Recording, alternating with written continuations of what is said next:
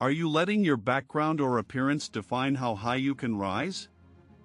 A balloon vendor at a festival was selling balloons of every color: red, blue, yellow, and green. Every time business slowed down, he would release a helium balloon into the sky to attract more children. A little boy came up to him, tugged on his sleeve, and pointed to a black balloon. "Mister," the boy asked, "if you let the black balloon go, will it fly as high as the others?" The vendor smiled, knelt down, and said, "Son, it is not the color of the balloon that makes it fly.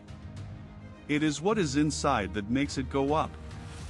It doesn't matter where you come from, what you look like, or what your past holds. Your character, your drive, and your heart are what will lift you to the top. It's what's inside that counts." Subscribe for daily motivation. Thanks for watching and subscribe for more contents daily.